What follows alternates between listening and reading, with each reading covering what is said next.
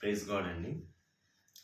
దేవుని వాక్యంలో మనం చూస్తే యేసుక్రీస్తు వారు ఎప్పుడు అంటారు, ఎవరైతే నా నీతిని రాజ్యాన్ని మొట్టమొదటిగా వెతుకుతారో వారికి సమస్తమైన ఈవులు కలుగుతాయని చెప్పారు. అవును, ఈ లోకంలో మనము దేవుణ్ణి మొట్టమొదటిగా వెతుకుతున్నామా?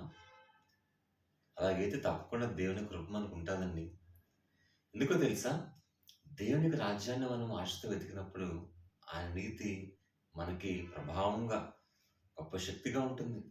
అందుకనే దేవునికి మనం ప్రాధాన్యత ఇచ్చినప్పుడు సండే చర్చ్ ఉందనుకోండి, మనము ఫస్ట్ దేవుని కొరకు సమస్తం విడిచిపెట్టి వస్తే దేవుడు మనకి మిగతా దీవెనలు మనకు కావాల్సినవి ఆయన ఇవ్వరా?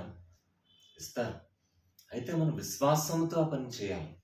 విశ్వాసంతో మనం ఆ పని చేయకపోతే దేవుని యొక్క ప్రభావం మనం పొందుకోలేము.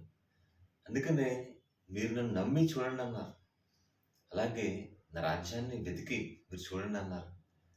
అందుకనే అపోస్తలులు యేసుక్రీస్తు వారి శిష్యులు ఆయన వెతికారు కాబట్టి అంతిమంగా ఈ భూలోక రాజ్యాలని తలకిందులుగా చేస్తారు. అటువంటి శక్తిని ఇప్పుడు కూడా దేవుడు మనందరికీ ఇస్తారు, అనేక విధాలుగా దీవిస్తారు. ఆమేన్.